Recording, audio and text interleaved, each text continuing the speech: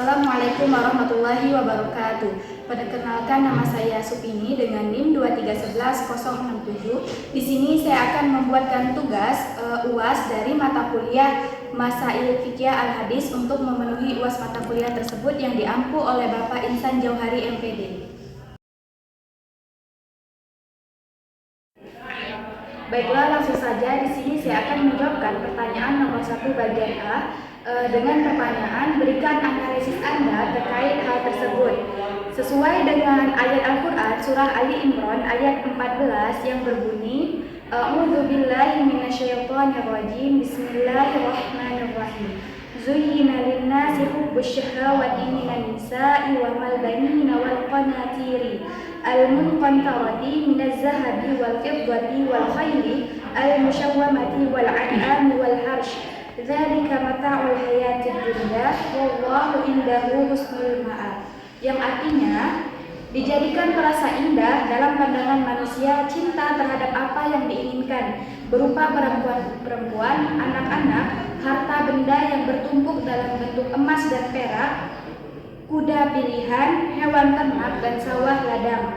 Itulah kesenangan hidup di dunia dan di sisi Allah tempat kembali yang baik.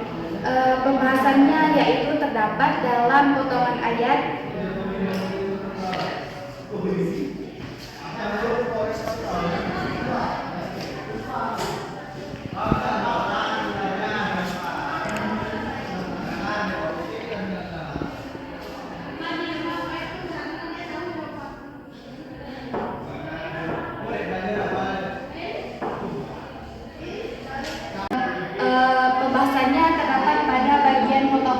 tentang al-banina, yaitu anak-anak.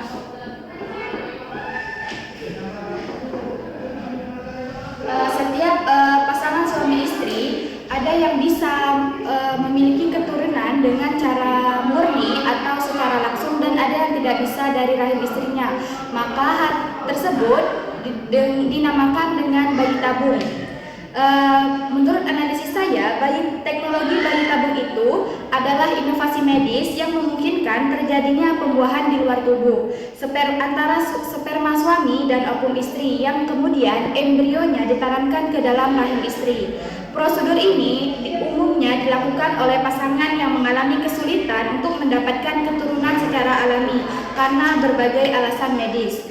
Teknologi ini membawa dampak positif seperti memberikan harapan baru bagi pasangan yang tidak subur untuk memiliki anak, mengurangi tekanan emosional akibat kegagalan konsepsi alami, serta memperbaiki kesejahteraan mental dan emosional pasangan. Namun di sisi lain, bayi tabung juga memunculkan tantangan sosial, budaya, dan etis seperti perubahan konsep keluarga, stigma sosial, serta konflik etika terkait embrio yang tidak digunakan dan potensi manipulasi genetik. Maksud potensi manipulasi genetik ini adalah yaitu takutnya ada pihak ketiga yang akan membuatkan pencampuran nasab. Dalam masyarakat tradisional, bayi tabung kadang dipandang sebagai intervensi terhadap kehendak Tuhan dan dapat memicu ketegangan sosial karena dianggap bertentangan dengan nilai-nilai budaya dan spiritual. Sesuai dengan sumber yang saya baca, yaitu dari Ivana Serlila P.T. Siregar yang berjudul Dampak Bayi Tabung pada Masa Tradisional dan Konsep Penciptaan Hidup. Jadi maksudnya untuk bayi tabung ini di dalam Islam itu diperbolehkan, tapi jangan sampai terjadinya pihak-pihak ketiga takut melakukan pencampuran nasab anak tersebut. Dalam Islam itu juga setiap manusia itu berhak untuk mendapatkan keturunan, tapi dengan cara-cara yang berbeda, karena ada yang tidak bisa memiliki anak secara alami dan harus dengan bantuan seperti bayi tabung tersebut. Selanjutnya pertanyaan di 1B, yaitu jika melakukan bayi tabung dengan alasan menjaga kondisi tubuh agar tetap menawan atau atletis, apakah diperbolehkan, dan berikan alasannya. Melakukan bayi tabung semata-mata untuk alasan menjaga kondisi tubuh agar tetap menawan atau atletis tidak dibenarkan menurut etika maupun medis maupun hukum Islam. Karena secara etis, teknologi reproduksi berbantu seperti bayi tabung seharusnya digunakan sebagai solusi bagi pasangan yang benar-benar mengalami masalah interfertilasi, bukan untuk alasan non-medis seperti menjaga bentuk tubuh. Dalam perspektif hukum Islam, Fatwa Majelis Ulama Indonesia atau MUI menyatakan bahwa bayi tabung diperbolehkan atau mubah hanya jika dilakukan oleh pasangan suami istri yang sah dengan alasan yang dibenarkan secara syariat, seperti ketidaksuburan atau alasan medis-medis lainnya. Penggunaan bayi tabung untuk tujuan yang bertentangan dengan syariat seperti sekedar untuk menjaga penampilan fisik tidak diperbolehkan karena tidak sesuai dengan maqasidun syariah yaitu usul fiqh, yaitu tujuan-tujuan syariah dan dapat membuka pintu kerusakan atau mudarat yang lebih besar. Selanjutnya saya akan menjawab bagian C, yaitu bagaimana pandangan hukum Islam dalam hal membesarkan janin atau semen suami dan ovum istri pada rahim wanita lain. Menurut MUI nomor 8 tahun 1979, proses bayi tabung dianggap mubah atau boleh asal memenuhi syarat-syarat tertentu. Namun MUI menekankan bahwa prosedur ini harus dijalankan dengan sangat-sangat hati-hati dan pertimbangan mendalam karena terdapat resiko seperti keguguran, kelahiran prematur, dan kelainan bawaan. Selain itu, MUI juga menegaskan bahwa bayi tabung tidak boleh digunakan untuk tujuan yang bertentangan dengan syariat Islam, seperti menciptakan keturunan dengan ciri-ciri khusus atau dari pasangan yang tidak sah menurut hukum Islam. Pandangan agama terhadap bayi tabung memang bervariasi secara umum. Dalam agama Islam, bayi tabung diperbolehkan dengan syarat sperma dan ovum harus berasal dari pasangan suami istri yang sah dan tidak boleh ditempatkan pada rahim wanita lain. Namun, terdapat perbedaan pendapat di kalangan ulama mengenai bayi tabung, khususnya terkait penggunaan sperma atau ovum dari donor yang oleh sebagian dianggap tidak diperbolehkan. Ulama menyatakan bahwa bayi tabung harus memenuhi beberapa syarat. Pertama, prosedur inseminasi harus sesuai dengan syariat Islam, termasuk pengambilan sperma dan ovum. Pernyataan keduanya, dan transplantasi. Kedua, sperma harus berasal dari suami dan istri, sementara ovum dan rahim milik istri dalam ikatan perkawinan. Terus yang ketiga, proses itu harus memberikan manfaat dan tidak menimbulkan kerugian sesuai dengan prinsip hukum Islam, yaitu yang artinya hajat atau kebutuhan yang sangat penting diberlakukan seperti dalam keadaan terpaksa, dan keadaan darurat itu membolehkan untuk melakukan hal yang awalnya itu terlarang menjadi boleh. Sesuai dengan referensi yang sudah saya baca oleh artikel dari Fitri Hayanti Kurnia, Nimas Dilviana dan Irawan yang berjudul Bayi Tabung dalam Perspektif Sains, Etika dan Agama, di mana dengan temuan mereka peneliti menyajikan pemahaman tentang mendalam terhadap konsep bayi tabung ini, termasuk implikasi sains, etika dan pandangan ulama. Penelitian ini menggarisbawahi pentingnya pendekatan dan dalam mengajarkan topik kompleks seperti bayi tabung di sekolah. Hasil studi ini menunjukkan bahwa pemahaman siswa terhadap aspek bayi tabung juga menggali konsekuensi etis dalam pertimbangan agama dan juga sosial.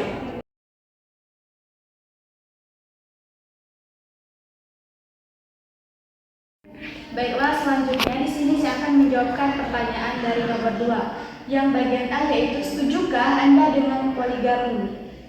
Jika setuju, berikan alasannya, dan jika tidak, berikan alasannya dengan argumentasi yang logis dan akademis dengan dilandasi sumber yang relevan.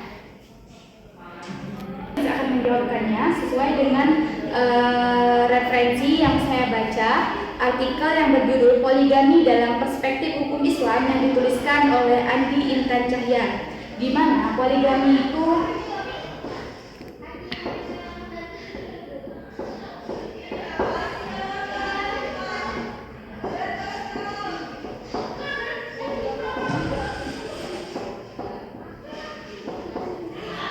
Poligami dalam Islam memang diperbolehkan, tetapi tidak diwajibkan dan bukan merupakan keharusan bagi setiap poligami. Poligami hanya dibolehkan dalam batasan tertentu, yakni masih maksimal 4 wanita.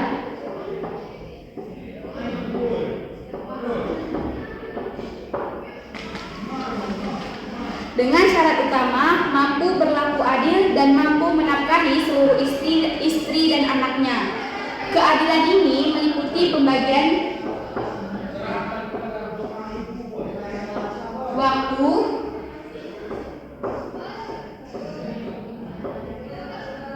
nafkah,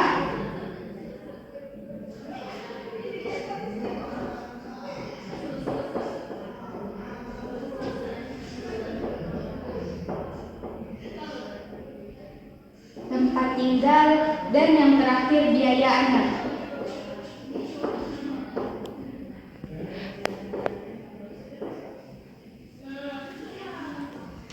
Jika syarat ini terpenuhi, maka poligami dianjurkan. Tapi poligami ini dapat dilakukan tanpa dianjurkan, bahkan tidak dilarang. Dari sudut pandang akademis dan logis, poligami ini memiliki sisi positif dan negatif. Di satu sisi, poligami dapat menjadi solusi sosial, misalnya untuk melindungi hak-hak perempuan, janda, atau dalam situasi tertentu seperti istri tidak dapat menjalankan kewajiban atau tidak bisa memberikan keturunan. Namun, dalam praktiknya, poligami seringkali menimbulkan masalah keadilan, psikologis, dan juga sosial, terutama jika dilakukan tanpa memenuhi syarat-syarat ini. Selanjutnya, referensi yang saya baca dari Imam Mahdi yang berjudul Poligami dan dalam Perdebatan Teks dan Konteks, melacak jejak argumentasi poligami dalam teks suci. Di dalam penelitian itu ditemukan bahwa banyak ulama dan pemikir kontemporer menekankan bahwa prinsip dasar pernikahan dalam Islam adalah monogami, yaitu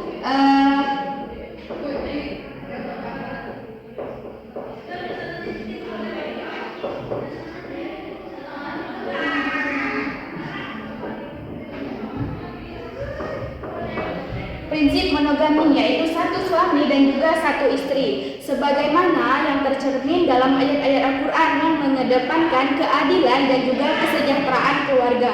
Poligami hanya dibuka sebagai pintu darurat dalam keadaan tertentu saja, bukan sebagai norma utama. Dari dua referensi yang sudah saya baca tadi, maka saya secara pribadi tidak setuju dengan poligami jika dilakukan tanpa alasan yang benar-benar mendesak, tanpa memenuhi syarat keadilan serta persetujuan semua pihak terkait.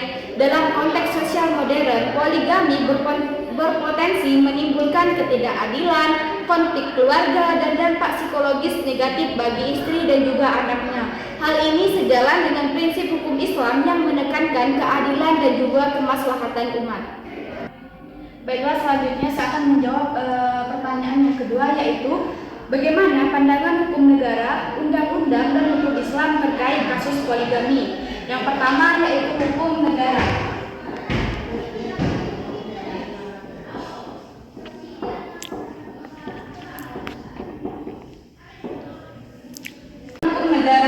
Hukum negara pada dasarnya hukum perkawinan di Indonesia ini mengalir atas monogami, yaitu satu suami dan juga satu istri. Namun poligami tetap diperbolehkan dengan syarat-syarat tertentu yang diatur dalam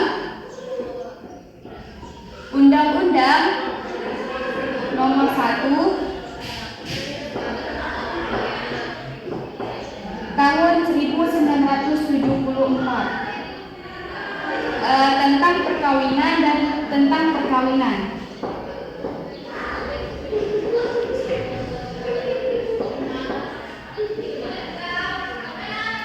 Dan peraturan pemerintahan nomor tahun nomor 9 tahun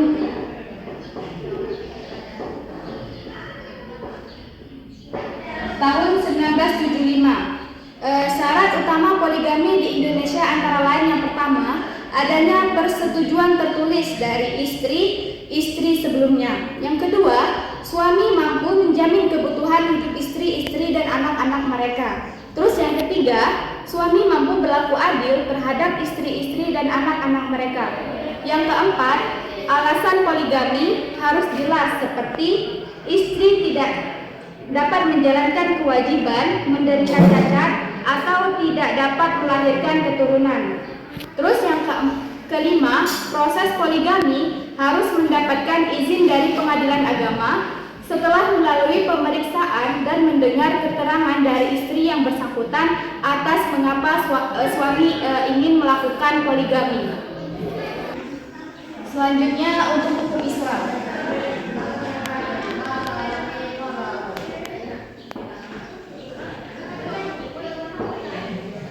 Hukum Islam membolehkan poligami.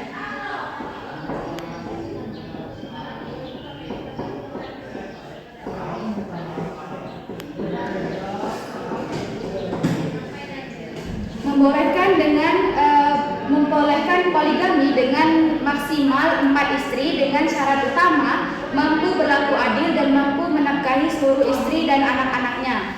Keadilan itu sudah saya jelaskan di jawaban yang pertama tadi.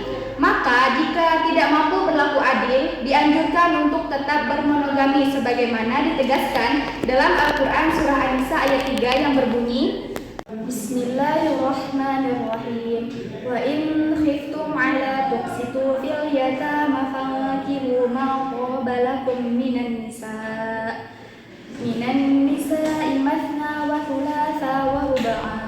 Fa in khiftum alla ta'dilu fawahidatan aw ma malakat aymanukum dzalika adna alla ta'ulu. Yang artinya, jika kamu khawatir tidak akan mampu berlaku adil terhadap hak-hak perempuan yatim, bila mana kamu menikahinya, nikahlah perempuan lain yang kamu senangi, 2, 3, atau 4. Akan tetapi, jika kamu khawatir tidak akan mampu berlaku adil, nikahilah seorang saja atau hamba sahaya perempuan yang kamu miliki. Yang demikian itu lebih dekat untuk tidak berbuat zina. Kesimpulannya, poligami ini dalam Islam dan hukum negara sama-sama memperbolehkan dengan syarat-syarat yang ketat, menekankan keadilan, dan bukan sebagai kewajiban atau norma utama. Praktik poligami tanpa memenuhi syarat-syarat tersebut tidak dibenarkan, baik secara hukum maupun hukum Islam.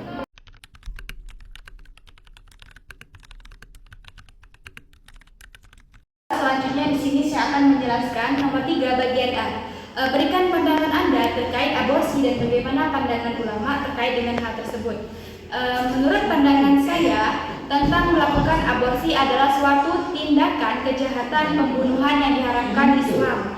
Karena tindakan penganiayaan sangatlah keji. Itu salah satu tindakan pembunuhan bayi yang tidak berdosa. Siapa saja yang melakukan aborsi, baik dari pihak ibu, bapak, maupun tenaga kesehatan, berarti mereka telah berbuat dosa dan telah melakukan tindakan kriminal. Karena sudah dijelaskan dalam Al-Quran, sebagaimana dijelaskan dalam firman Allah, dan janganlah kamu membunuh jiwa yang diharamkan Allah membunuhnya, melainkan dengan suatu alasan yang benar, dalam Quran Surah Al-Isra ayat 33. Namun demikian, melakukan aborsi pada tahap penciptaan janin ataupun setelah peniupan ruh padanya, jika dokter terpercaya menetapkan bahwa keberadaan janin dalam perut ibu ini akan mengakibatkan kematian ibu dan janinnya sekaligus, keadaan darurat yang menimpa sang ibu sehingga kehamilan dan upaya mempertahankannya dapat membahayakan kehidupan sang ibu,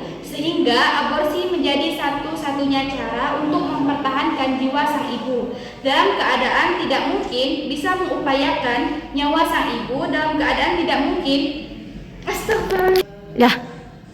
Selanjutnya aborsi dalam pandangan ulama, seperti yang sudah saya bacakan dalam artikel yang berjudul Aborsi dalam Perspektif Hukum Islam. Pandangan ulama fikih mengenai aborsi ini termasuk hukum aborsi sebelum dan sesudah ditiupkannya ruh, serta kondisi darurat yang membolehkan aborsi. Dijelaskan bahwa aborsi setelah ditiupkan ruh hukumnya haram dan terdapat sanksi hukum bagi pelakunya.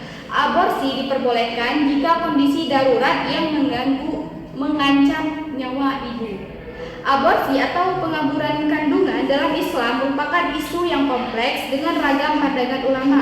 Secara umum, aborsi dilarang kecuali dalam kondisi darurat medis yang mengancam nyawa ibu. Mayoritas ulama melarang aborsi secara mutlak setelah 120 hari atau 4 bulan 1 minggu kehamilan karena dianggap sebagai pembunuhan setelah ditiupkan ruhnya. Selanjutnya di sini saya akan menjawab pertanyaan bagian B. Bagaimana jika melakukan aborsi dengan alasan terinfeksi bahwa anak yang lahir nanti cacat? Apakah boleh atau haram? Berikan ketentuan hukumnya. Aborsi karena janin cacat, hukum dan ketentuannya. Aborsi dengan alasan kecacatan janin diperbolehkan secara terbatas dalam hukum Islam dengan syarat yang ketat.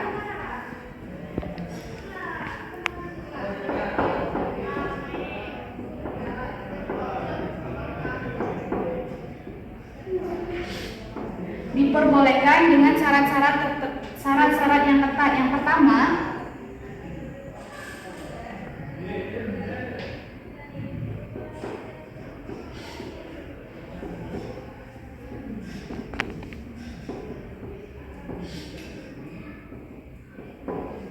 Yang pertama, yaitu janin tersebut terdeteksi cacat genetik yang berat, yang sulit disembuhkan dan membahayakan kualitas hidup anak.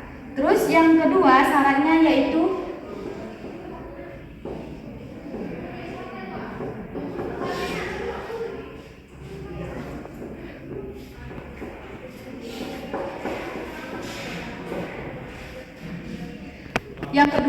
syaratnya usia janin 120 hari maksimal sebelum ditiupkannya ruh. Terus yang ketiga, persetujuan 3 pihak.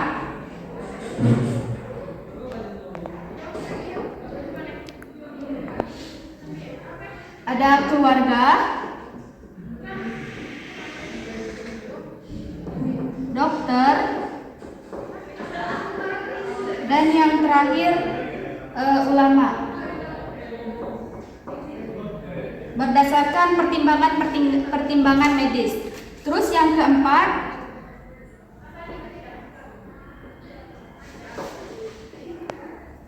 resiko kesehatan ibu.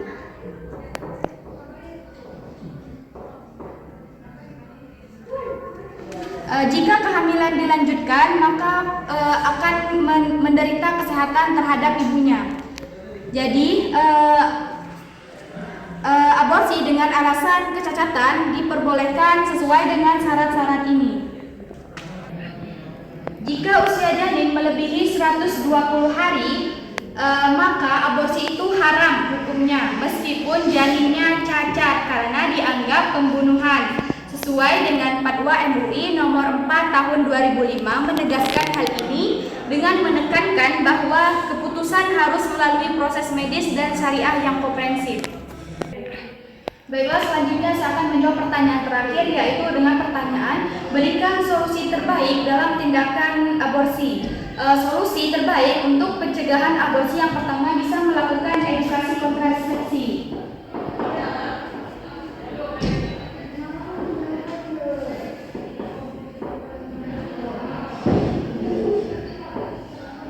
Yaitu meningkatkan pemahaman masyarakat tentang metode KB untuk mencegah kehamilan tidak direncanakan.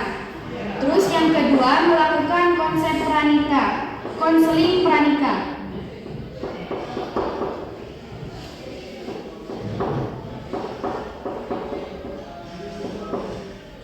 Membekali calon pasangan dengan pengetahuan reproduksi dan tanggung jawab terhadap keluarga. Terus yang ketiga, pendampingan psikologis.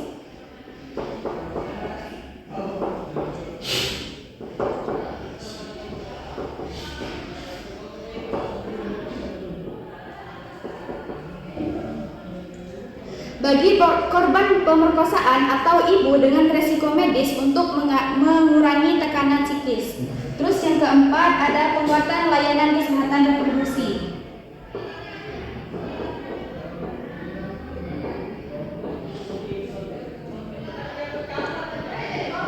Terus yang keempat, penguatan layanan kesehatan reproduksi. melakukan akses pemeriksaan kehamilan dini dan deteksi resiko cacat janin secara dini. Terus yang kelima ada penegakan hukum.